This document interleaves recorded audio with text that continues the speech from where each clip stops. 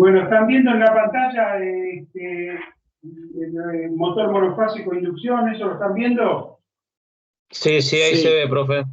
Bueno, yo ahora lo que voy a pasar es una serie de transparencias. Esto simplemente les quiero mostrar que acá, en el apunte que tienen de máquinas eléctricas, había uno de electrotecnia general y una de máquinas eléctricas donde estaba el transformador, el motor trifásico, y también está todo lo del motor inducción. Yo lo que hice fue traer algunas figuras, y ahora lo voy a explicar en unas transparencias. Le digo para que sepan, para ampliar, cuando estén estudiando, que tienen también el apunte. Además, hoy cargué todo lo de motor asincrónico e inducción trifásico que vimos las últimas 2 o 3 clases. Cargué 4 archivos. Y con arranque, variación de velocidad y toda la teoría del motor asincrónico. Y también cargué la presentación que voy a hacer ahora, que es esta. ¿La están viendo ahora? Sí, profe, ahí se ve. Sí, profe, sí se ve.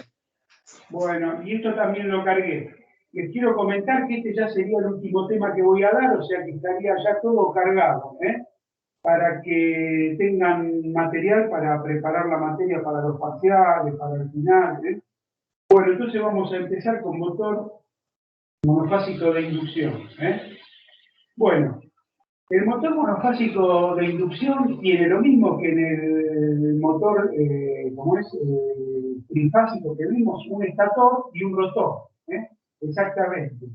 Y en el estator, en este caso, recuerden que en el trifásico teníamos 3 bobinados desfasados 120 grados, en la cual le aplicábamos una carga de tensiones trifásicas. En cambio acá, que son motores monofásicos, la fuente de alimentación es solamente de una fase. Y estos motores tienen 2 bobinados en el estator. Uno que es el principal, que más o menos cubre las 2/3 partes del paso polar, y hay otro que es el devanado auxiliar.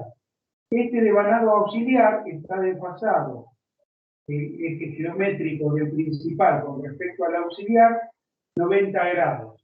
Y este devanado auxiliar es simplemente para poder provocar la cupla de arranque, porque como vamos a ver más adelante, el motor monofásico de inducción, uno de los inconvenientes que tiene es que no puede arrancar por sí solo. Entonces hay varios métodos de arranque. Y en algunos de ellos lo que hace falta es tener este bobinado auxiliar. Bueno. Y este bobinado auxiliar realmente se usa nada más que en el arranque. Una vez que arrancó, se desconecta. Y hay otros que no, que lo utilizan en forma permanente, que después lo vamos a ver cuando veamos los distintos métodos de arranque de esta moto. Bueno, estos 2 bobinados están conectados en paralelo. Como les dije anteriormente, están desfasados 90 grados geométricamente. Y además, vamos a ver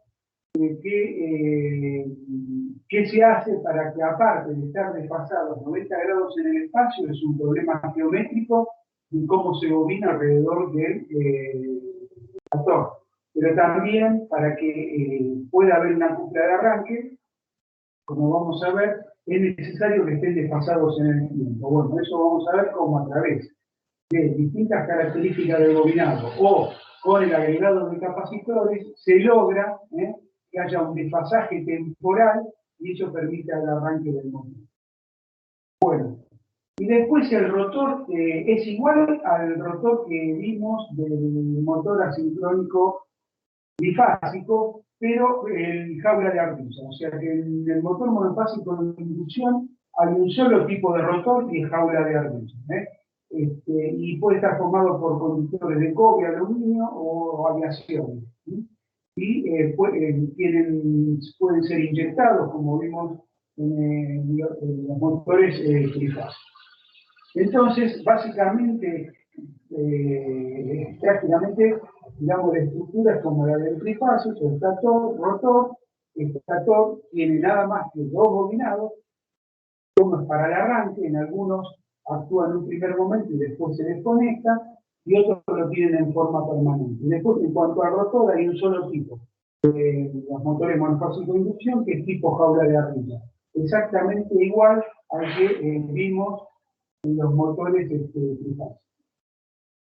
Bueno, como ya le dije, los motores monofásicos de inducción no usan rotores bobinados. Bueno, acá hay un ejemplo. Fíjense que si miramos este esquema es muy parecido al que habíamos visto cuando vimos el motor trifásico. Acá tenemos un rotor, que en este caso se ve, y acá tienen los anillos estos que ponen en cortocircuito las barras. Después este es el núcleo magnético, y esto que está acá me representa la bobina. Bueno, ¿sí? Como ya vimos esta bobina, hay dos, una que es el principal y otro es el auxiliar. Después de esto que está acá es el capacitor que se utiliza durante el arranque. No todos tienen este capacitor, hay algunos que son sin capacitor, que ahora lo vamos a ver, pero normalmente la mayoría ustedes van a ver que tienen capacitor. Y hay otros que tienen dos capacitores. Este que está acá, cuando tiene uno solo, este es el que se utiliza durante el proceso de arranque, y hay otros que tienen dos capacitores, donde hay uno que se utiliza durante el proceso de arranque y el otro está conectado en forma permanente al motor, para mejorar las características de funcionamiento. Bueno, después hay otro tipo de motor monofásico de inducción, que son estos que están acá, que son el de polo. Bueno, fíjense, tiene el rotor, el rotor es tipo jaula de ardilla, y después acá tiene el bobinado del estator. Y tiene acá dos anillos, uno acá y otro acá, y se llama de polos apantallados. Esperen un segundito.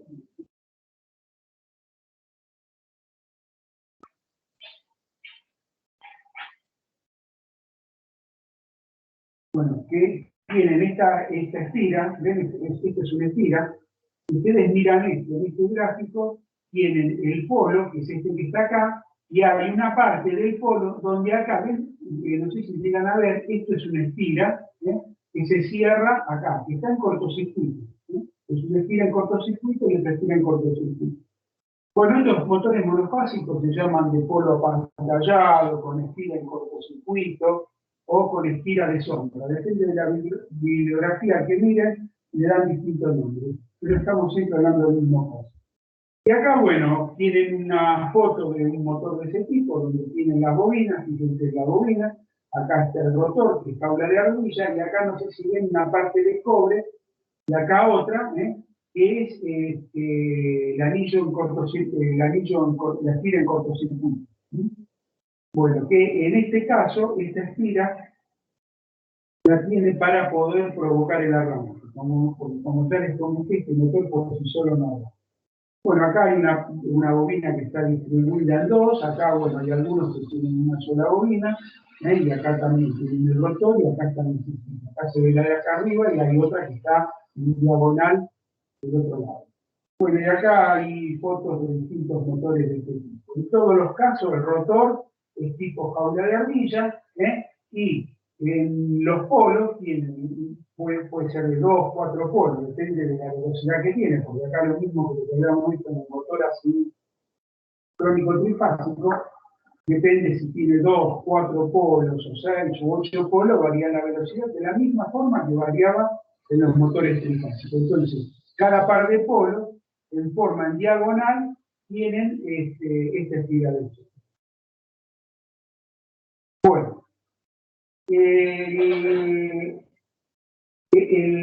este tipo de motor es más sencillo y económico que los otros tipos de motores monofásicos, porque acá fíjense que tienen un solo bobinado y tienen la estira en cortocircuito. Después hay otros motores monofásicos como el motor universal, que ustedes habrán visto como en las agujereadoras, por ejemplo, que tienen escobillas. Entonces el rotor, en este caso, es bobinado, y además tiene escobilla y tiene un colector. Ustedes no sé si lo habrán visto, que cuando funciona saca chispa. Bueno, son más caros, tienen mayor mantenimiento, tienen menor rendimiento. En cambio, el motor monofásico de inducción es muy sencillo, porque no hay ningún contacto entre el exterior y el rotor, porque es tipo jaula de ardilla, y el estator simplemente tiene uno o dos bobinados, depende del caso. Estos motores son todos motores chicos, no son motores de gran potencia. ¿Sería el motor de un ventilador, profesor?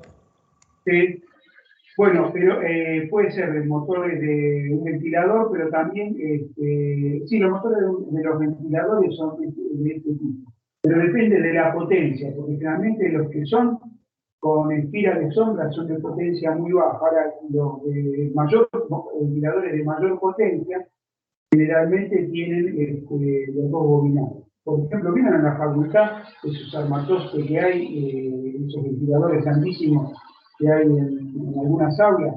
Bueno, esos ventiladores son monofásicos, bueno, en ese caso no son de condensador, porque son de más potentes.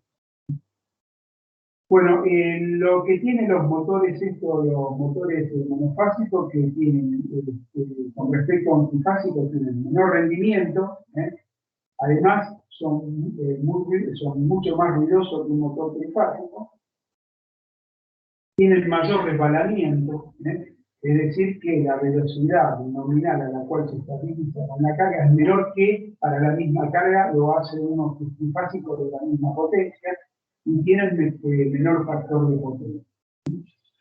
Bueno, algo que ya les mencioné, que no tienen par de arranque. Ustedes vieron que el motor asincrónico trifásico directamente. Ustedes le dan tensión y arranca, no hay ningún problema. En cambio, esto, si yo tengo un motor monofásico que no tiene este bobinado auxiliar en el momento del arranque, le doy tensión y no arranca, se queda inmóvil. Entonces, acá necesitan un bobinado adicional. No confundir cuando vimos los métodos de arranque del motor trifásico. El motor trifásico en todos los casos arranca por sí solo. Los métodos de arranque que vimos en los trifásicos tenían que ver con bajar la corriente en el momento de la conexión, porque arrancaba. Esto ya directamente no iba. Bueno,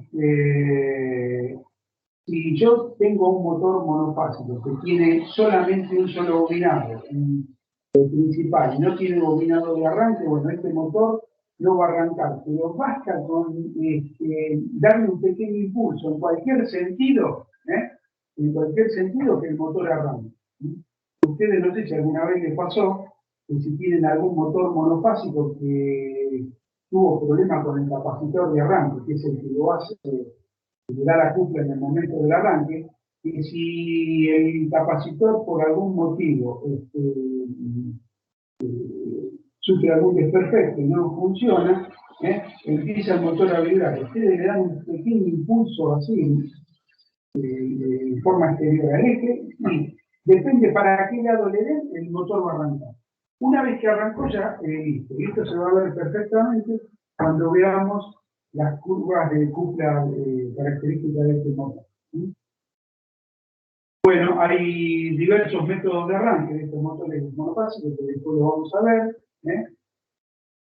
Y esta segunda fase, porque yo con un solo bobinado ya tengo el motor monofásico, pero tenemos que agregarle una segunda fase, y esa, como les dije anteriormente, está desplazada en el espacio, o sea que dentro de la distribución, dentro del estator, se trata de buscar que esté el eje magnético del bobinado principal, el que arranca a 90 grados, y además tienen que estar desfasados en el tiempo, como estaban exactamente lo mismo que cuando vimos el motor trifásico. Teníamos un desfasaje que en el trifásico era, el geométrico era de 120 grados, un bobinado del otro, pero aparte estaban desfasados temporalmente.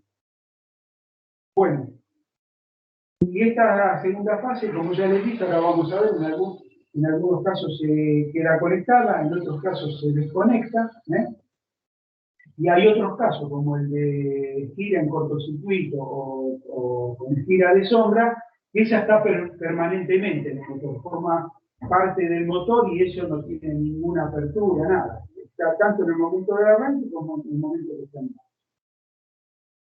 Bueno, ahora lo que vamos a ver es la teoría del doble campo giratorio.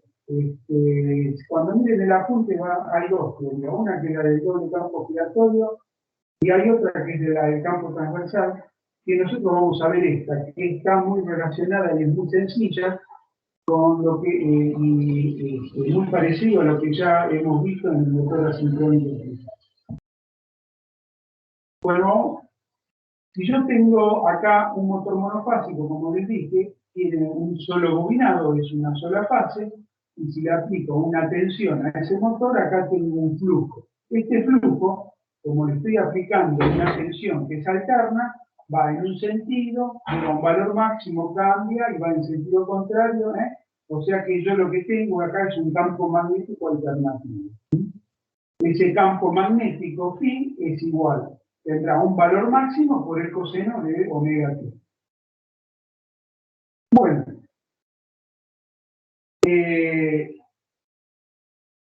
esta bobina es la que yo tengo en el estator y es inmóvil, no se mueve, ¿está bien?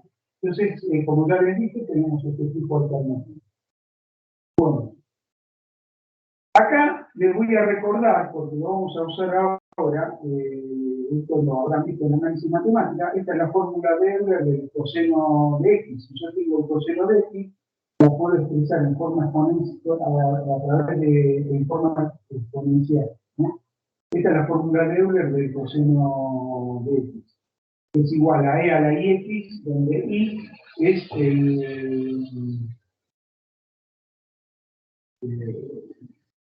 es la unidad imaginaria. Bueno, esta es la del coseno, la del seno, en vez de tener más, acá tiene un menos, acá tiene i, y después está la de la tangente. Bueno, en este caso nosotros lo que vamos a hacer es utilizar esta expresión. Entonces, fíjense, el flujo este alternativo que tenemos en la bobina, que varía de acuerdo al coseno de omega t, yo también lo puedo expresar de esta forma, y aplicar la fórmula de Euler. Entonces, fíjense que acá tengo el 2, acá está distribuida, y acá acá el coseno es de x, acá como tengo omega t, entonces me queda e a j omega t, y acá e a la menos j omega t. Si ustedes miran esto que está acá, este término y este término, son dos fasores que rotan en sentidos opuestos. ¿Por qué rotan en sentidos opuestos? De manera que va variando el tiempo, va variando el ángulo, esto es j y esto es menos j. Entonces esto gira en un sentido y este gira en otro sentido. Y la velocidad con que giran esos fasores es igual a la pulsación omega, la pulsación eléctrica. Entonces, fíjense, todo campo magnético alternativo, que es este que está acá, todo campo magnético alternativo, se puede descomponer en dos campos magnéticos giratorios, de amplitud constante y que el valor que tienen es la mitad del valor que tiene el campo original o primitivo. O sea, esto es phi sobre 2. Que giran con velocidades angulares constantes, que es esta omega, y tienen sentido contrario. Acá fíjense que es más j omega y acá es menos j omega. Bueno, entonces, si yo esto que está acá lo represento gráficamente, fíjense que acá tengo, este es un fasor que dijimos que gira a la velocidad omega, que es este que está acá, que vale phi sobre 2. Y hay otro que es exactamente igual, pero gira en sentido contrario. Como este es más omega t y este es menos omega t, este ángulo es igual a este, nada más que este va en sentido antihorario y este en sentido horario. Este t a la menos j omega. Fíjense que si en todo momento estos dos campos se giran en sentido contrario, lo voy sumando, en esta posición sumo este con este y me da este valor. Cuando este está acá y este está acá, bueno, me da horizontal un valor mayor. Cuando este está acá en posición vertical y este en posición vertical, la suma me da 0. O sea que a medida que esto va girando para allá y para allá, esto se va achicando. Cuando llega acá, se anulan los dos, y ahora, si los sigo sumando para este lado, ¿qué pasa? Va en sentido contrario. Entonces, esto lo que me da es que la suma de estos dos campos magnéticos que son giratorios, que uno va en sentido contrario del otro, la suma de los dos me da este campo magnético alternativo. Fíjense acá, en forma animada, yo lo que tengo es esto que es phi por el coseno de omega t. Va en un sentido, toma un valor cero, aumenta, y así, con una cierta velocidad omega. Fíjense que yo puedo obtener lo mismo, ¿ven? Pero con dos campos magnéticos giratorios, este verde y este azul, si ustedes lo van sumando instante a instante, lo que siempre les está dando es esto que está acá, y bueno, yo lo veo en color rosa. ¿Sí? Entonces, esta animación gráfica no es otra cosa que me está representando esta ecuación donde está variando el tiempo. Entonces, es muy fácil de ver que todo campo magnético alternativo se puede representar como dos campos magnéticos giratorios. ¿Alguien quiere hacer alguna pregunta antes de seguir?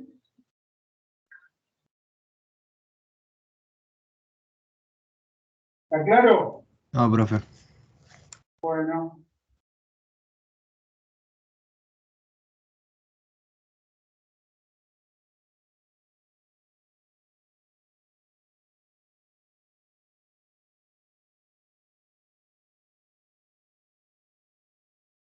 Bueno. Entonces, fíjense, acá estamos hablando de campos magnéticos giratorios. Recuerden que cuando nosotros vimos motor asincrónico trifásico, habíamos visto que el campo magnético que generaban las tres tensiones de pasar a 120 grados en el tiempo y en el espacio, le daban una curva de cupla en función del resbalamiento de la velocidad que tenía este tipo, un campo magnético giratorio. Bueno, yo acá tengo este campo magnético giratorio que va en un sentido y este que tengo en otro sentido. Entonces, acá, este campo magnético que gira en este sentido tiene esta forma de curva, que es lo mismo que lo que habíamos visto en el motor asincrónico trifásico. Pero la que va en sentido contrario tiene esta forma. Entonces, una cupla corresponde al que va en sentido, en este caso, supongamos, antihorario, y esta es la que corresponde al sentido horario. Uno gira en un sentido y uno en otro. Entonces, para diferenciarlo, generalmente se llama cupla de secuencia directa o cupla de secuencia inversa. También, depende de la bibliografía, van a ver que tiene cupla positiva y cupla negativa, como para diferenciar y decir que una va al revés de la otra. Entonces, ¿qué pasa? Que yo en el motor, cuando le aplico una tensión que es alterna, monofásica. Si yo considero que esa monofásica es la suma de estos dos, actúan simultáneamente.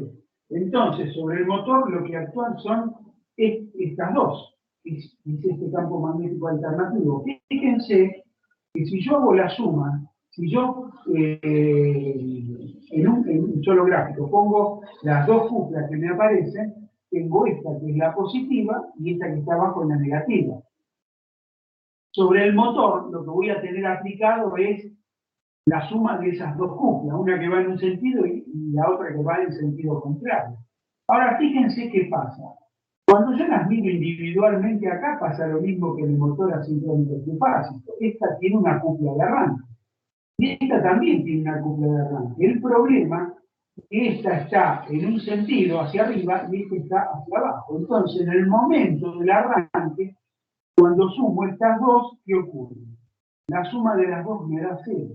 Entonces puede tener cualquier forma, puede estar más arriba, más abajo, que siempre lo que voy a tener que la suma en el arranque de las dos, ¿cómo me da? 0.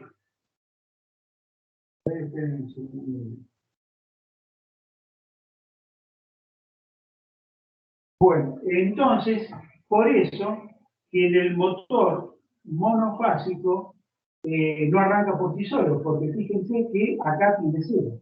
Cuando teníamos el trifásico había una sola de esta y arrancaba porque había cupla de arranque. Si yo acá tenía una cupla resistente, arrancaba por sí solo. Bueno, el motor monofásico no puede arrancar. Por sí solo.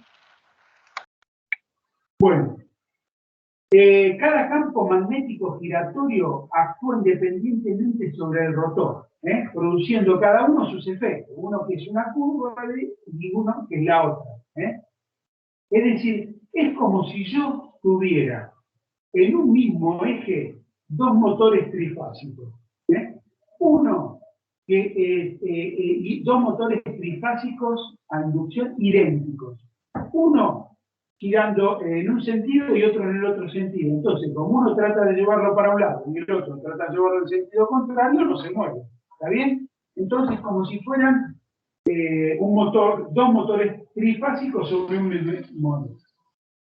Bueno, dichos efectos son mecánicos y se suman, entonces hay dos campos magnéticos giratorios, como dijimos, como si fuera un sistema motor de inducción trifásico.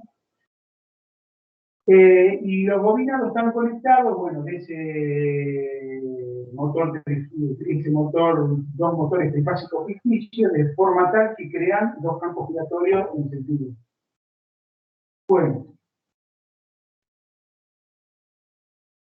Entonces, acá, como les dije, estos motores no arrancan por sí solos.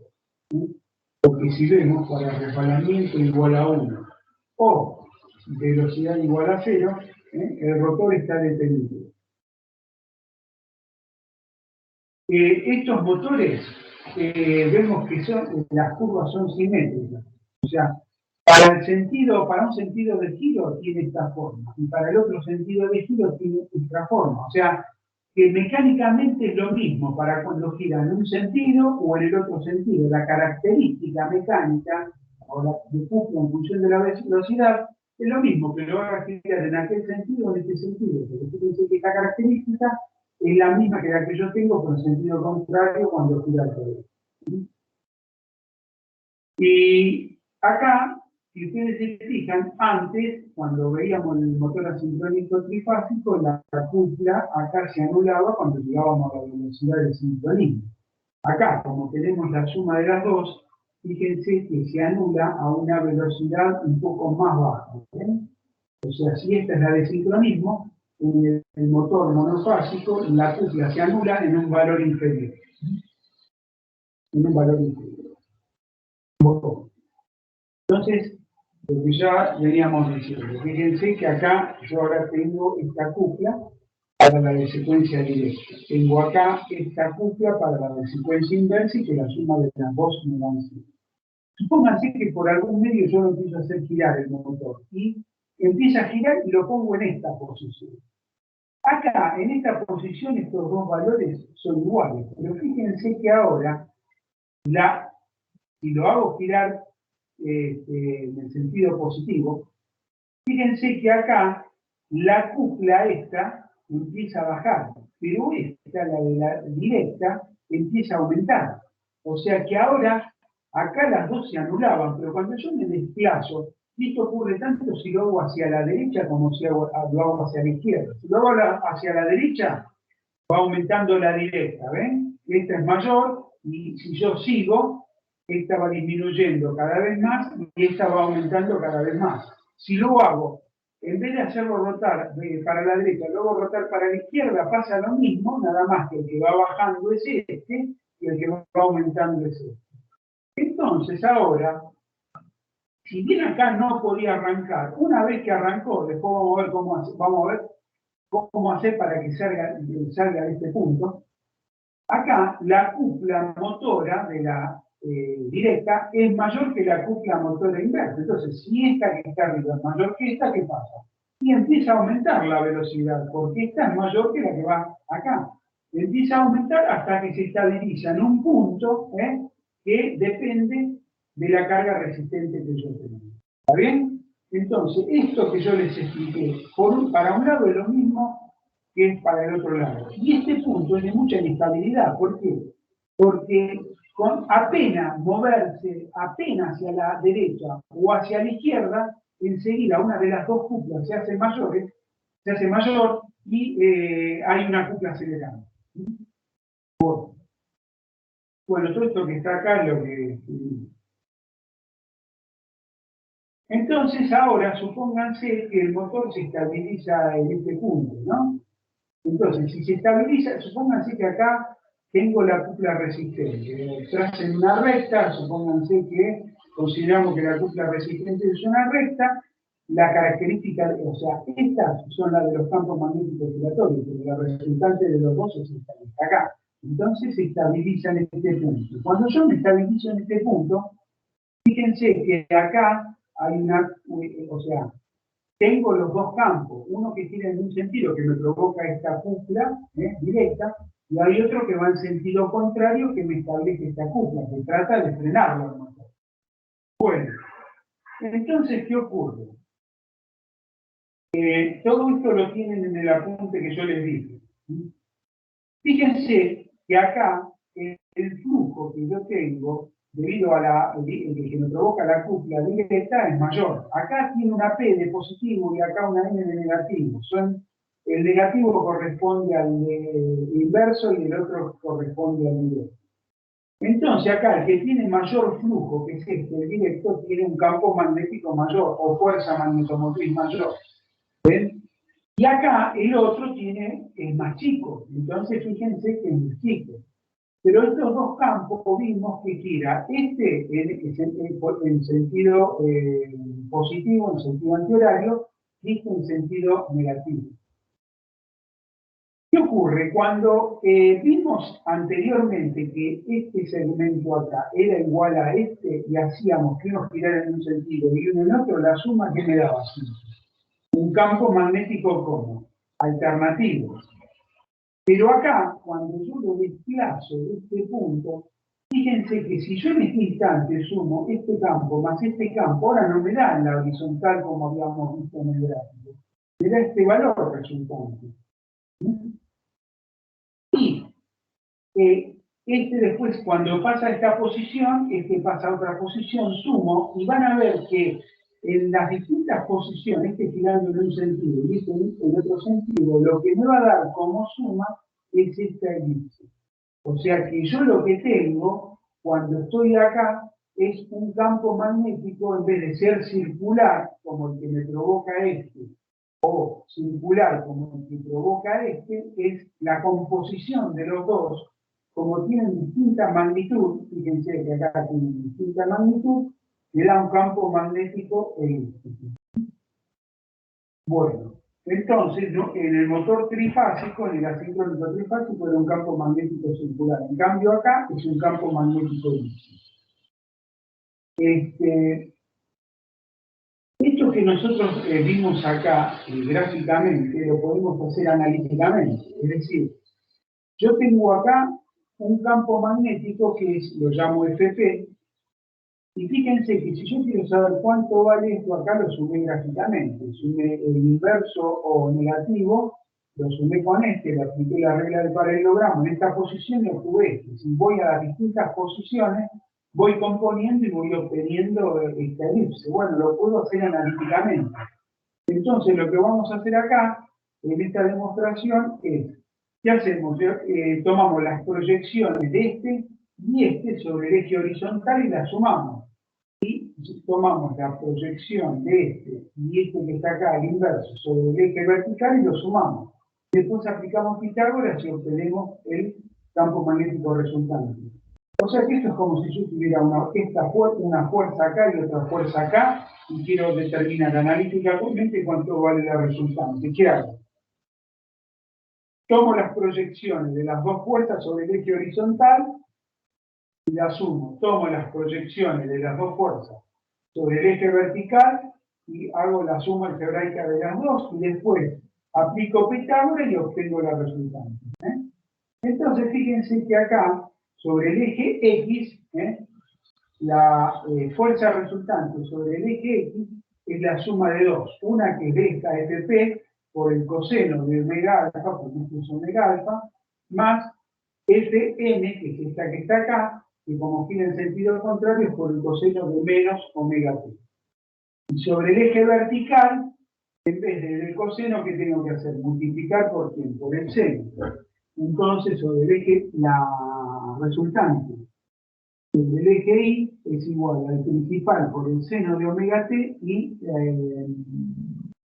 a la fuerza magnetomotriz o flujo negativo por el seno de menos omega t. Fíjense que acá, el que está arriba, el coseno de un ángulo negativo es lo mismo que el positivo, por eso directamente le pongo coseno de omega t, y desde abajo no, le cambio el signo acá, ¿por qué? Porque el seno de menos omega t es negativo, entonces acá lo que hago es cambiarle el signo acá. Entonces este par de expresiones es exactamente el mismo. Bueno, entonces ahora acá, como tengo coseno y coseno, saco factor común y queda principal y el campo magnético positivo y negativo, o el principal y el directo y el inverso, la suma de los dos. Y acá hay un signo negativo y el seno de omega t, me quedan la resta. Bueno, fíjense que acá lo que hacemos es elevar al cuadrado todo. Cuando elevo al cuadrado todo, y ahora lo que hago es, esto que está acá, fíjense, esto que está acá lo paso abajo de este lo paso abajo, y cuando sumo, acá del miembro de la derecha, que es el coseno cuadrado de omega alfa, el seno cuadrado, que es igual a 1, la suma del coseno cuadrado más seno cuadrado. Y acá me queda este dividido este y este dividido este. Bueno, si ustedes miran esta expresión, fíjense que esta es la expresión de una elipse. La ecuación de una elipse, donde se deduce que el campo magnético giratorio resultante del entrehierro de un motor monofásico de inducción es un campo elíptico cuyo eje, semieje mayor, es la suma de estos dos campos, el positivo más el negativo, o el directo más el inverso. Y acá el eje menor es en el que se restan los dos. El eje menor es la resta de los dos. Entonces, lo que se ve acá gráficamente, que como resultado da una elipse, porque este es distinto a este, si hacemos la deducción matemática, nos da exactamente lo mismo. Bueno, vamos a ver qué pasa con la frecuencia rotórica. Estas expresiones que puse acá es la que ya vimos cuando vimos motor asincrónico trifásico. Estaba lo que se llamaba la velocidad del campo, la velocidad de campo, la velocidad sincrónica, que la velocidad sincrónica era 120 por la frecuencia sobre la cantidad de polos. Si de acá despejábamos la frecuencia, nos quedaba que era igual a la velocidad sincrónica por la cantidad de polos sobre 120. Esto lo hemos visto varias veces y son las mismas expresiones que vimos cuando vimos el motor asincrónico trifásico. NC, velocidad de sincronismo, N, bueno, acá no figura, pero llamábamos N la velocidad del rotor y F1 la frecuencia, en este caso, estacionaria. Y recuerden que también habíamos definido, cuando vimos el motor asincrónico trifásico, el resbalamiento. Y el resbalamiento era la velocidad sincrónica menos la velocidad mecánica del rotor, acá, dividida la velocidad sincrónica. Y recuerden que este valor era un valor que estaba muy cercana a la velocidad de sincronismo, variaba entre el 95 y el 100% de la velocidad sincrónica. No, perdón. Esta velocidad estaba muy cercana a la sincrónica y el resbalamiento era un valor que estaba en el orden entre el 0 y el 5%, más o menos. Bueno, si de esta expresión despejábamos la velocidad mecánica del rotor, era 1 menos el resbalamiento por la velocidad sincrónica. Bueno, entonces vamos a aplicar estos conceptos lo mismo en el motor monofásico. Ahora recuerden que antes, cuando aplicábamos esto del resbalamiento, teníamos solamente un solo campo, o sea, el rotor giraba en un sentido y había una sola velocidad sincrónica.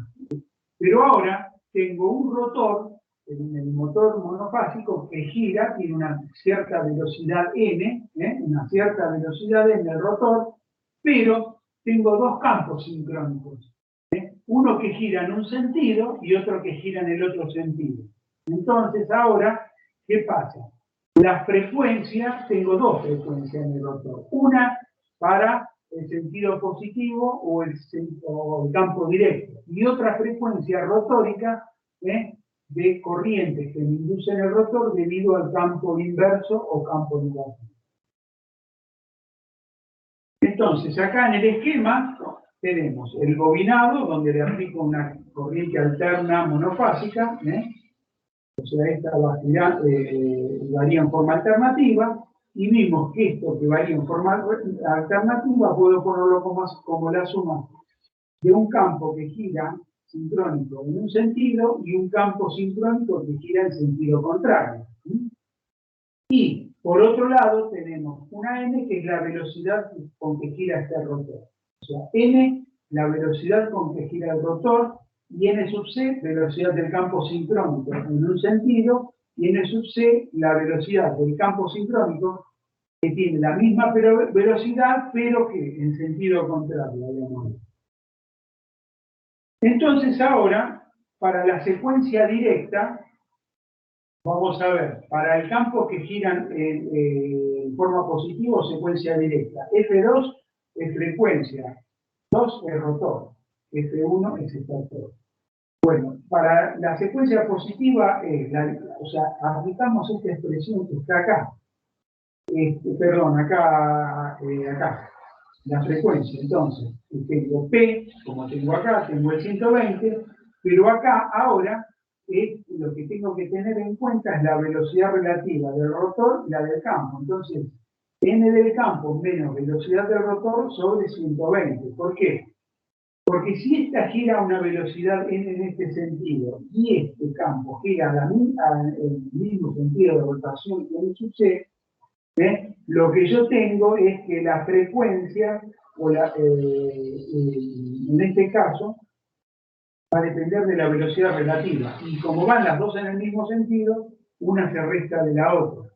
Entonces acá lo que hago es, en vez de poner E sub c, sería n sub c menos n, que es la velocidad del rotor, por p, que está acá, y 120 que está acá. Bueno, a esta misma expresión, fíjense que lo único que hago es multiplicar arriba y abajo, ¿sí?, por NC y NC. Entonces, si ahora la miramos, esta expresión, donde cuando multipliqué por NC y NC no la cambié, sigue siendo lo mismo. Entonces, esto por esto sobre esto, ¿qué me da? Es esto por esto sobre esto, que es F1, que es la frecuencia católica. Entonces, esa es la que llamo, por eso pongo acá F1. Y NC menos N sobre NC, ¿qué es? Y es esto que está acá. Es el resbalamiento. Entonces, este es el resbalamiento y esto es F1. Entonces, la frecuencia en el rotor en sentido positivo es el resbalamiento por la frecuencia estator.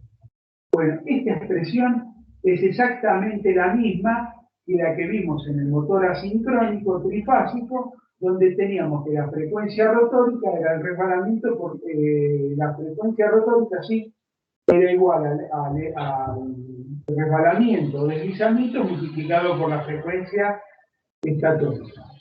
Ahora, vamos a hacer el mismo análisis, pero para la que gira en sentido contrario al sentido de rotación del rotor. Entonces, en ese caso, fíjense que la velocidad relativa, si este rotor gira en sentido, supongamos, horario, y este gira en sentido antihorario, la velocidad relativa es NC más N, o sea, con respecto a las espiras del rotor, es el doble de la velocidad, o mejor dicho, es la suma de las dos. Entonces, en vez de tener signo menos, acá tiene signo más, y la expresión es la misma, 120. Lo mismo que antes, multiplicamos arriba y abajo por la velocidad sincrónica, no me altera esta expresión, y ahora, esto que está acá, lo mismo que en el caso anterior, fíjense que es F1, que es esto que puse acá. Bueno, y acá es una, digamos, un artilugio matemático en el cual a esta expresión, acá arriba, se le suma NC y se le resta NC, con lo cual no cambia nada. Si yo a estas dos le sumo NC y le resto NC, no cambia la expresión porque se anula. Pero al sumarla y reordenarla me queda esta expresión, 2mc menos nc menos n. Entonces acá, fíjense que me queda que si yo acá divido esto por mc, acá me queda un 2, que es este lo que está acá. Y si acá divido por nc, lo que me queda es esta expresión, nc menos n sobre nc, que es el resbalamiento. Por eso acá me queda que es igual a 2 menos s por la frecuencia estatórica. ¿Qué me está diciendo? Que la frecuencia acá del rotor, la que gira al revés del sentido de rotación del rotor, me dice que, en este caso, cuando yo tengo el resbalamiento prácticamente cerca de 0, que es cuando está, si pudiera llegar a la velocidad de 100 kilómetros, si ese vale 0, mientras la frecuencia es 0 debida a la frecuencia estatórica, cuando vale 0 acá es 2 por F1. Me dice que la frecuencia del rotor es el doble. Y es verdad, porque si yo por algún, supónganse que el rotor lo llevo justo a la velocidad sincrónica del sentido positivo. Entonces, como no hay variación relativa de velocidad entre uno y otro, ahí no se induce en corriente la frecuencia cero. Pero en el otro, sí, porque está girando en sentido contrario y el rotor tiene la misma velocidad, pero en el otro sentido. Entonces, acá la frecuencia es el doble. Entonces, esta es la frecuencia negativa o inversa. Bueno, esto es lo que hace los motores. Fíjense que yo tengo en el rotor una frecuencia inversa, y aparte, ya que está, se lo muestro acá que se ve. Fíjense, acá yo tengo una cupla que es inversa. Tengo corrientes inducidas en el rotor con una frecuencia del doble de la frecuencia del campo positivo. Bueno, estas corrientes de frecuencia doble me producen primero una cupla negativa acá que me produce o sea, una cupla resultante menor, me produce, al tener una frecuencia doble, corrientes rotóricas de frecuencia doble, que me producen pérdida, por eso cuando hablamos de menor rendimiento. Y además, acá, como tengo una cúpula inversa, produce vibraciones en el motor y hace que los motores estos sean muy ruidosos. Por eso van a ver, cuando vean un motor trifásico, van a ver que es muy silencioso. Aparte, porque habíamos visto, cuando vimos el motor trifásico asincrónico, que la cupla resultante de la suma de las tres cuplas debido a los tres campos era constante. En cambio, acá, la cupla que tiene el motor es pulsante. Entonces, al ser pulsante, por eso vibra y es ruidoso. Bueno, ¿alguien quiere hacer alguna pregunta o continuamos?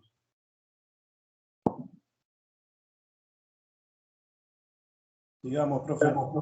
Bueno, tipo de arranque.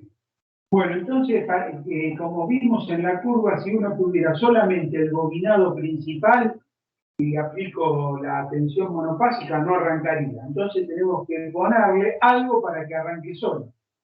Una sería que si yo quiero podría hacerlo con la mano, pero eso digamos que no es muy peligroso, así que hay que ponerle algún tipo de arranque. Uno es motor con polos apantallados o con estira de sombra. Es el que vimos en el gráfico que tiene una estira en cortocircuito en forma permanente.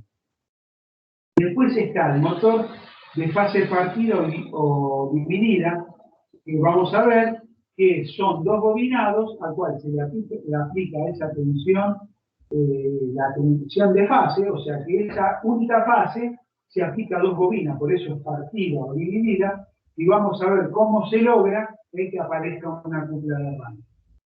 Y después está el motor con un arranque con capacitor, que ustedes habrán visto, los motores, muchos con arranque con capacitor. Y de estos motores con arranque con capacitor hay de tres tipos. Hay con motor con arranque por capacitor, o sea que este capacitor solamente se utiliza para arrancar y una vez que arrancó el motor se desconecta. Después hay otros que tienen un capacitor permanente, es decir, arranca con este capacitor que tiene en forma permanente y permanece conectado. El problema que tiene es que acá estos tienen una cupla de arranque elevada, entonces sirve para cargas resistentes con alta cupla resistente alta. En cambio, este que está en forma permanente tiene un problema, que lo que hace es mejorar el funcionamiento del motor una vez que arrancó, porque lo que hace es reducir las vibraciones, mejora su rendimiento, porque lo que hace este capacitor conectado en forma permanente es tratar de que ese campo magnético, ¿vieron que era elíptico? Tratar de hacerlo lo más circular posible. Pero ¿qué pasa? Para lograr este capacitor es mucho más chico que este otro. Entonces, en el momento del arranque no me da la cupla de arranque suficiente. Y después hay motor con capacitor doble. Bueno, ya se deben imaginar que hace este motor con capacitor doble.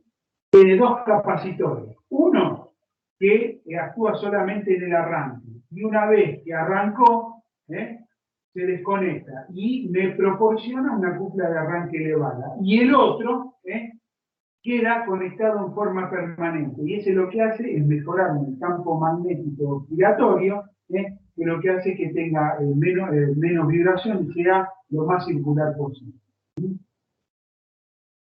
Bueno, entonces ahora lo que vamos a ver es cada uno de estos arranques.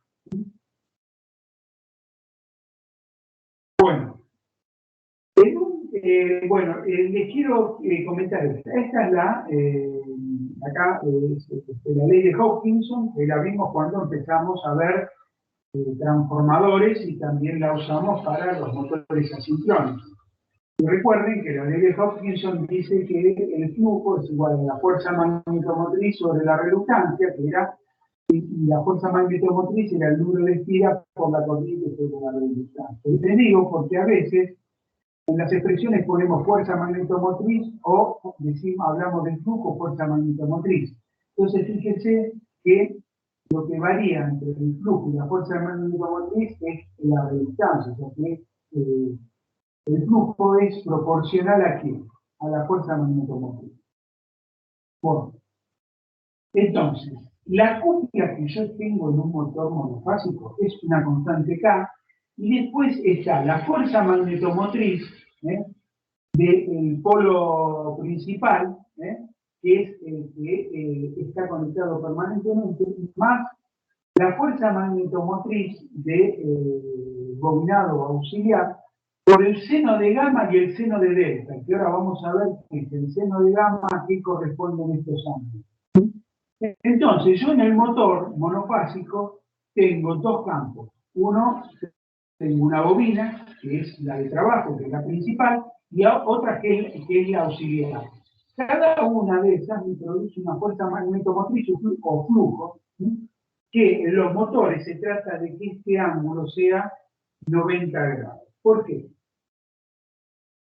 Vamos a verlo acá uno por uno. FP, fuerza magnetomotriz principal. Esta es la fuerza magnetomotriz auxiliar, cuyo eje magnético en el espacio se tiene que tratar de que sean perpendiculares, o sea, este ángulo sea igual a 90 grados. ¿Por qué? Queremos que el ángulo entre este campo magnético y este campo magnético sea 90 grados. Porque fíjense que la cupla que tiene depende del seno de gamma. Y gamma es este ángulo, es el ángulo geométrico que hay entre estos dos campos magnéticos. O entre estas dos bobinas. Entonces, si yo quiero que esta cupla sea lo máximo posible, este gamma, como depende del seno de gamma, tiene que ser 90 grados. O lo más próximo a 90 grados. O sea, que gamma es el ángulo que yo tengo entre estas dos bobinas. O sea, gamma, decalaje geométrico entre los ejes de los rebanados. FP y F auxiliar. Y después, θ es el desfasaje temporal. Entonces, ¿qué significa el desfasaje temporal? Que cuando yo le aplico esta fuerza magnetomotriz o flujo auxiliar y este principal, estos dos, ¿qué significa que estén desfasados temporalmente? Significa, esto va a variar en forma senoidal, supongamos que este también en forma senoidal. Bueno, lo que hay que tratar es de que este y este no estén en fase. Es decir, que no se produzcan simultáneamente, pasen por cero o pasen por el máximo, sino que haya un desfasaje, no coincidan los máximos ni los cuando pasa por cero, o sea, que haya un desfasaje temporal entre las dos. Entonces, una cosa es el desfasaje geométrico y otra cosa es el desfasaje temporal. Entonces, fíjense que este θ es lo que se llama el desfasaje temporal. Si el desfasaje temporal, supónganse que los dos tienen el máximo en el mismo momento, tienen el mínimo en el mismo momento, la diferencia de fase sería cero, y el seno de cero es cero, también me daría cupla cero. Entonces, tengo que tratar que este bobinado, el eje, no coincida con este, o sea, que esté con ángulo cero, o sea, el máximo, que sea 90 grados, y este desfasaje que también, que sea el máximo posible. En algunos casos se puede lograr y en otros no. Entonces ahora vamos a ver el de polos apantallados. Y como les dije, también se conoce como motor con estira de sombra, de polo partido, de polo desvanecido o de bobina auxiliar en cortocircuito, siempre refiriéndose a este. Bueno, el esquema del motor, tenemos acá el rotor, y siempre todos estos rotores de estos motores son una jaula de ardilla y después hay una bobina que crea un campo magnético que se cierra a través de este circuito. Parte de ese flujo va a pasar por acá, por esta parte del polo, y parte va a pasar por esta parte del polo que generalmente es más chica, es un tercio del total del polo. Y vamos a ver qué efecto produce acá. No es lo mismo el flujo que va por acá que el flujo que va por acá. Eso debido a esta estira que está en cortocircuito. Este es el sistema más elemental, o sea, yo tengo un solo bobinado y esto que está acá, y es el más económico, pero también es para los motores, porque la cúpula que yo tengo es muy baja, y es para cuando tengo que mover cargas muy pequeñas. O sea, acá, como les comenté ya, tiene, la cúpula es muy baja. Bueno, entonces estos se utilizan para cuando hay que poner en marcha cargas pequeñas y que no exista mucha cúpula en el arranque. Esto, como alguien había mencionado algo, es para, por ejemplo, pequeños ventiladores de uso doméstico. Pero si son de esos ventiladores de pie o ventiladores industriales monofásicos grandes, ya con esto no alcanza para moverlo. Bueno. Este es el esquema que tienen ustedes en el apunte que les dije y vamos a ver la explicación. Entonces, la formulita ya era la que habíamos visto de la cúpula. Vamos a ver qué pasa acá. Fíjense, yo tengo acá una bobina que crea un flujo y parte de ese flujo va a ir por acá, que es a través de esta parte, de la mayor sección del polo, y parte de ese mismo flujo va a ir por donde está la estira de sombra. O sea, se divide en dos, parte va por acá y parte va por acá. Entonces, de ese flujo por polo, fíjense, una parte va sobre esta sección que lo llamo phi sub P, que es este que va por acá, phi sub P, y hay otro, una porción que va por acá, que a ese lo llamo F'P. O sea que si yo sumo F'P más Fp, F'P, que es el flujo que va por acá, más el flujo que va por acá, es Fp. Y esos dos flujos están en paz. Entonces, si yo ahora empiezo a sumar, ¿qué tengo? Fp, el flujo Fp, que está en fase con F'. Pero acá tengo un tema. Este flujo, cuando pasa a través de esta esfera, como está en cortocircuito, va a inducir una corriente, ¿eh? De acuerdo a la ley de Lenz, acá va a inducir una fuerza electromotriz. Esta es la tensión que aparece sobre esta esfera en cortocircuito, que va, como sabemos ya, es igual a menos NE, que es el número de esfera que tenga la esfera, por la variación del flujo respecto de T. Pero fíjense que acá, no sé si ven que acá hay un prima, o sea, es del flujo que pasa por acá, porque del flujo total que yo tengo que viene acá, solamente una porción es la que va acá, que es F'.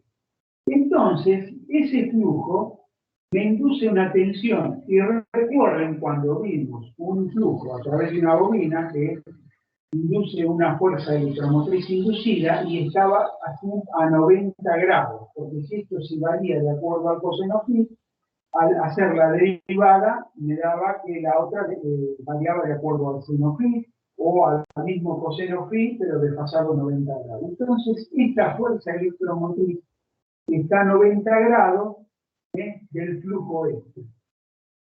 Ahora, esa fuerza electromotriz, a su vez, va a hacer que circule una corriente acá. Y esa corriente, como la bobinita esta tiene una inductancia, tiene una resistencia propia, va a estar desfasada a un cierto ángulo. Esta IL es la corriente que circula por esta bobinita. Y va a estar atrasada con la tensión que tiene la esfera en cortocircuito. Bueno, esta corriente acá me va a generar un flujo que es phi sub L debido a esta corriente que va a estar en fase. Pero ¿qué pasa? Que acá hay un signo menos, se opone a la corriente que la gira. Entonces, la que me genera la fuerza electromotriz, que me hace circular la corriente, es este flujo. Pero esta se opone a la causa que la genera. Entonces, esto que está acá, fíjense que, ¿qué pasa? Como se opone la causa que la genera, yo acá lo que tengo, esto tiene una fase y esto tiene otra fase. Por ejemplo, este flujo tiene esta fase y este flujo este. Con acá, en la esfera voy a tener una resultante, que es este flujo A, que es el flujo en la esfera esta, que es la suma de estos dos flujos. Entonces, fíjense que suma este flujo más el flujo inducido por la esfera en cortocircuito y me da como resultante este flujo. Entonces yo tengo que hay un desfasaje entre este flujo phi sub T y este flujo phi sub A. Entonces acá, fíjense que este sería gamma. O sea, si yo trazo el eje geométrico acá de estas dos esferas, tengo que ese phi sub A lo tengo en este sentido. Y acá tengo la de P. El ángulo es gamma, y fíjense que acá no puedo lograr los 90 grados. O sea que acá, gamma, que me representa el ángulo de desfasaje de las dos bobinas, tiene un ángulo que es mayor que 0 y menor que 90. Este es este gamma.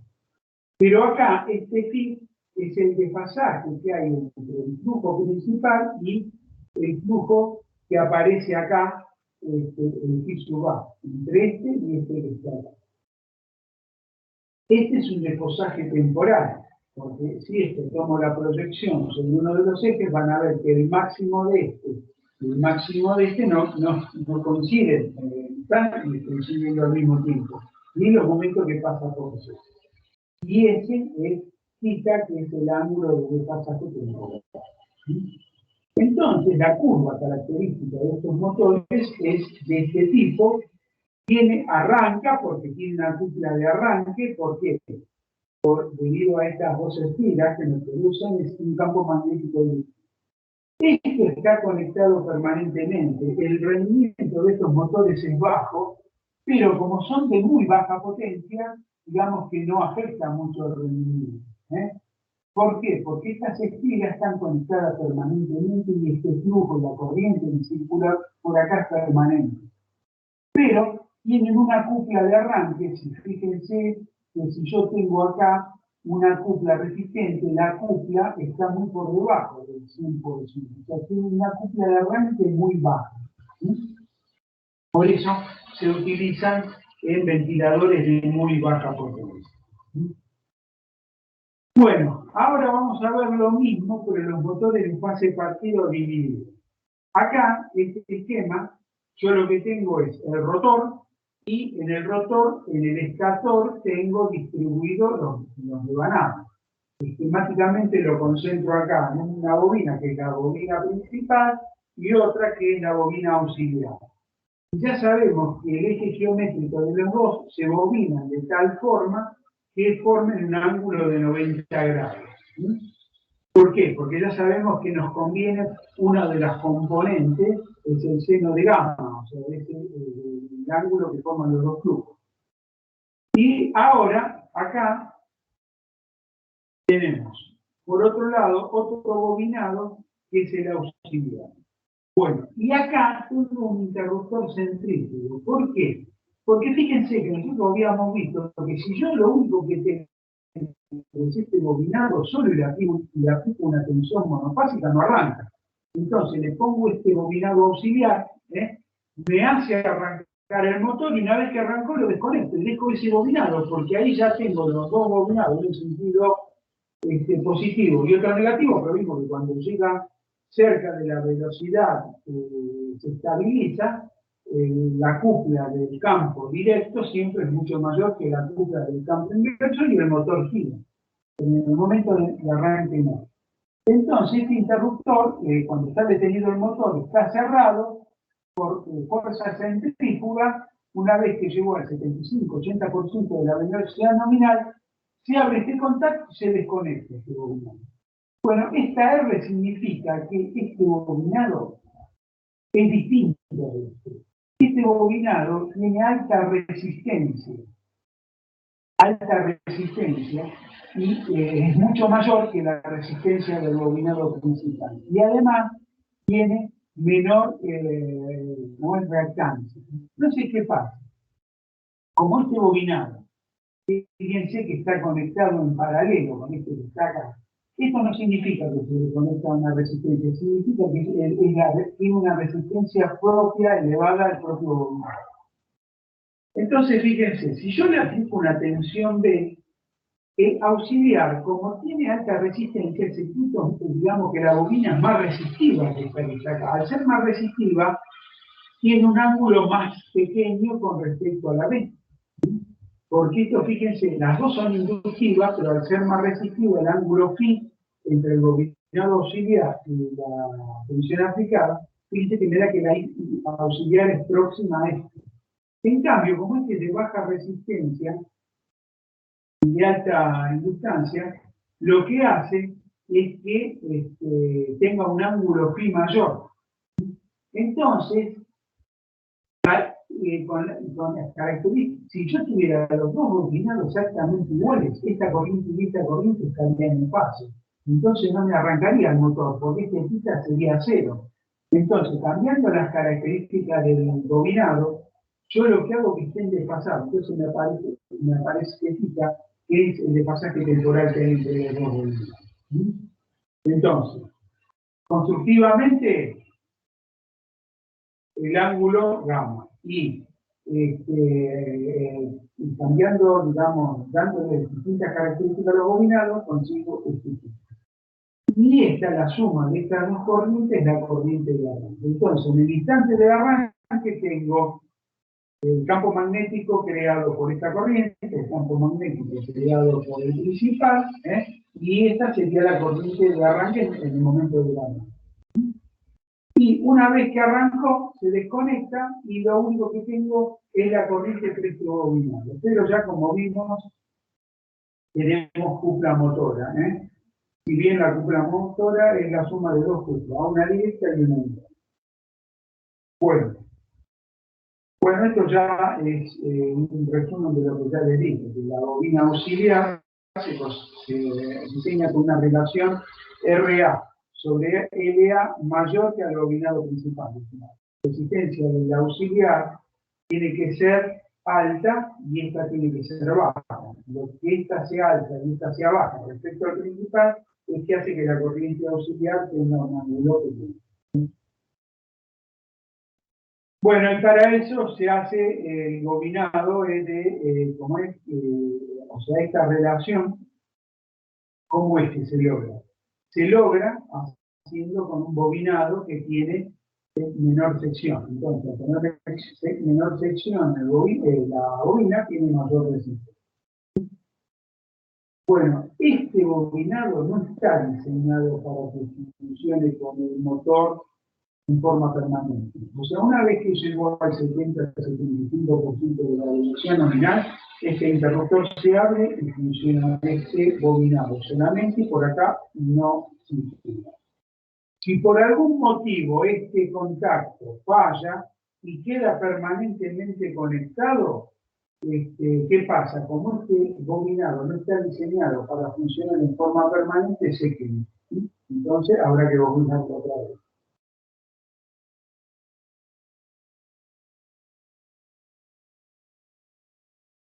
Bueno, acá tenemos la característica que tiene el motor. Si yo tuviera un solo bobinado, que es el principal, la característica es esta que está acá, esta que viene en línea de trazo, viene así.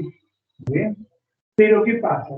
En el momento del arranque, como tiene los dos bobinados, yo lo que hago es aumentar, o sea, me aparece, fíjense que ya no es cero, me aparece una cupla de arranque debido al desfasaje este y a este desfasaje, me aparece esta curva característica, que de acá hasta acá es debido al bobinado principal y al auxiliar, a los dos. Pero una vez que llegó a un 75-80% de la velocidad nominal, este bobinado se desconecta y sigue con la característica que es la característica que corresponde a ¿cuál? A un solo bobinado. Pero ya estoy en esta zona y acá no tengo problema, porque tengo cupla motora. Donde no tengo cupla motora es acá. Por eso le pongo este bobinado auxiliar, que me da esta característica. Cuando actúa el interruptor centrífugo, me lo desconecta y pasa a esta característica. Bueno. Ahora vamos a ver. ¿Alguien quiere hacer alguna pregunta antes de seguir? ¿Puedo seguir? Siga, profe. Sí. Bueno. Fíjense que acá tengo una determinada cupla. ¿Qué pasa? Bueno, lo que hice fue dibujar esto que está acá. Bueno, ahora lo que tenemos es lo mismo que antes. Tengo el rotor, tengo el bobinado principal, un bobinado auxiliar, y los dos están conectados en paralelo donde aplico una tensión alterna. Con la diferencia, acá tengo el interruptor centrífugo, pero ahora tengo un capacitor en serie. ¿Qué pasa? Fíjense, habíamos dicho que la cupla era esta expresión. Pero acá, fíjense que entre la corriente auxiliar y la corriente principal tengo este ángulo. Este que está acá, yo puedo distribuir los bobinados de modo tal que el eje geométrico sea 90 grados, y bueno, acá tengo el seno de 90. Pero este es el que me da el desfasaje temporal. Y yo, esto que está acá, no puedo aumentarlo mucho más.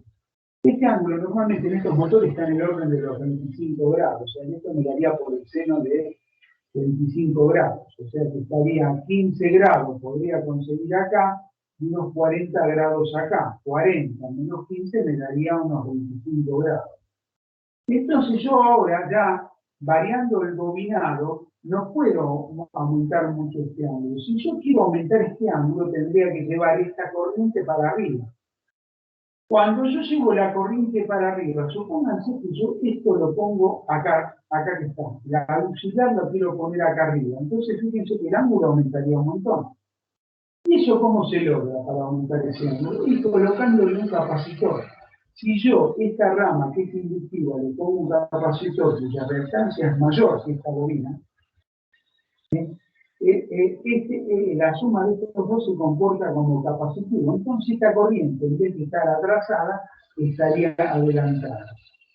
Entonces lo que lograría sería esto, que tendría la corriente principal acá por debajo, Pero esta corriente, que la auxiliar estaba por debajo, al agregarle el capacitor, esta corriente con respecto a la tensión aplicada estaría adelantada. Entonces fíjense que acá estaría aumentando muchísimo el ángulo que hay entre la corriente auxiliar y la principal.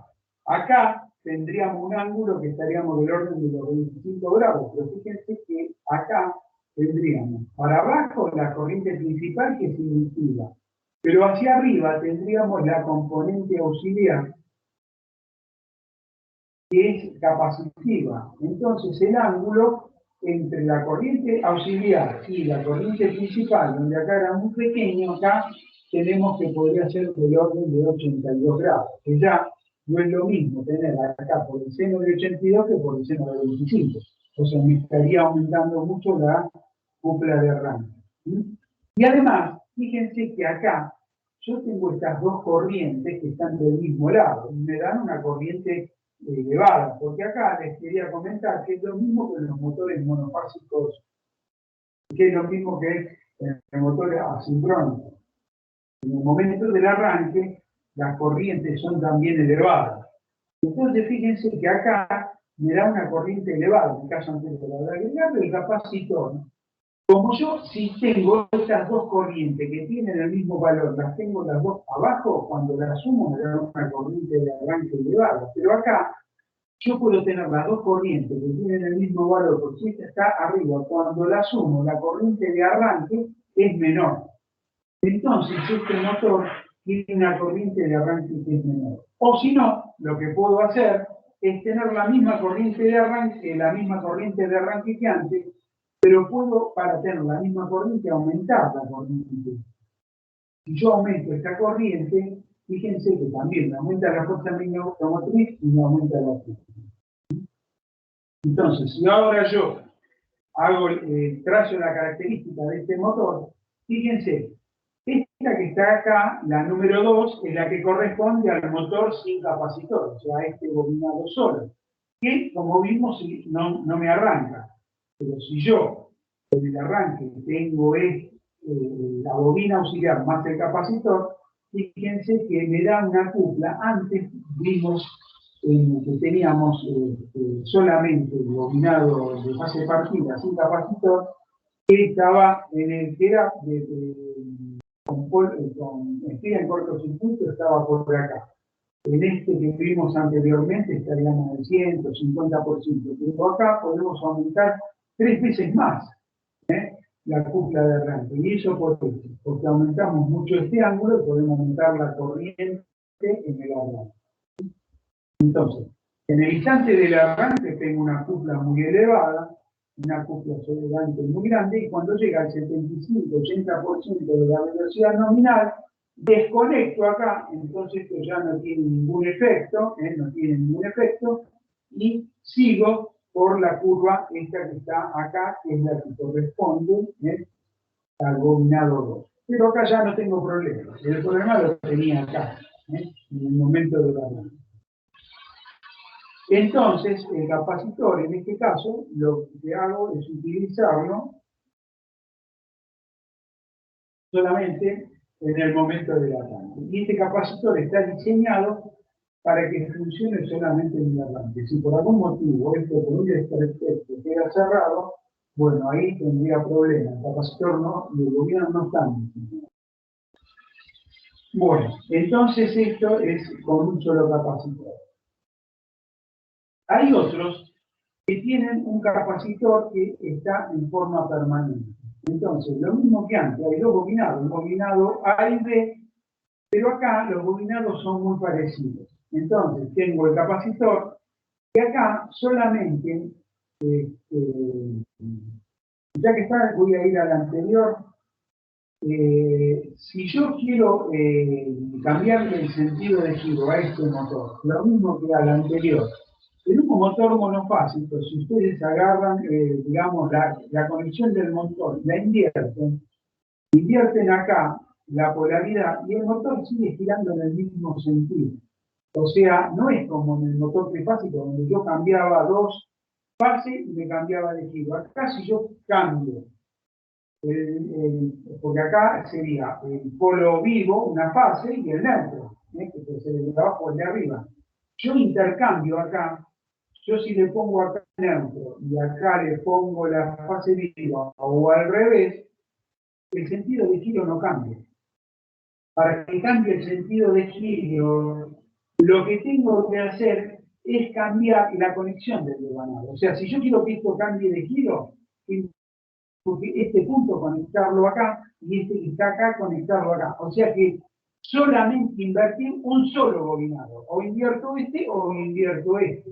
Pero cuando yo le cambio acá, invierto, le estoy invirtiendo la polaridad a los dos, entonces, ¿sí? Como estamos en corriente alterna, no me va a cambiar. Para poder cambiar el sentido de giro, hay que detener el motor y cambiar la conexión de uno de los bobinos. Por eso si tienen un motor y quieren cambiarle el sentido de giro, no lo van a poder. Entonces acá este esquema lo que me dice que me cambia, sirve para cambiar el sentido de giro.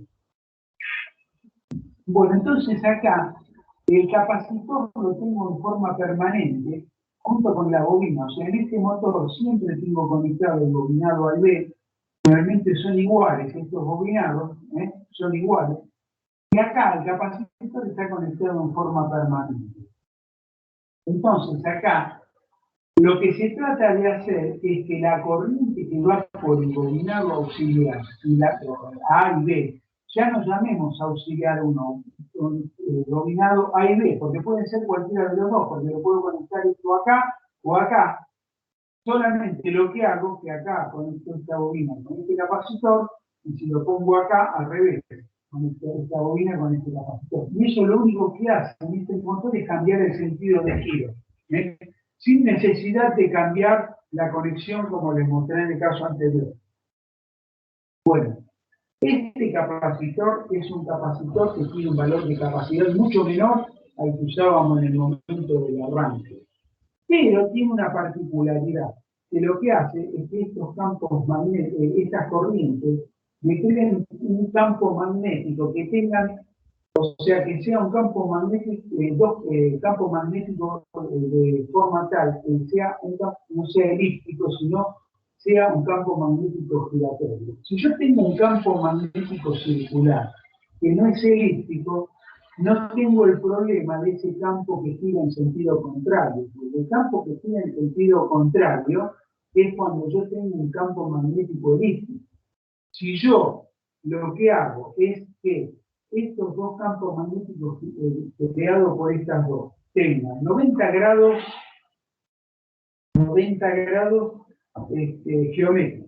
Pero aparte, con el capacitor en la bobina, logro que tenga 90 grados de desfasaje temporal, y que tengan el mismo módulo, el campo magnético de una fase y de la otra, la composición de los dos me da un campo magnético circular. Entonces, como es circular, es como el del campo magnético del motor asincrónico. Entonces ahí, no, o sea, es muy bajo, no tengo campo magnético inverso. Entonces tiene mejor rendimiento y es menos ruidoso. Por eso, este tipo de capacitor, en este tipo de capacitor se utilizan los ventiladores de techos, que hay algunos que son muy silenciosos. ¿Por qué? Porque tienen un un capacitor conectado en forma permanente, que trata de que el campo magnético sea lo más circular posible.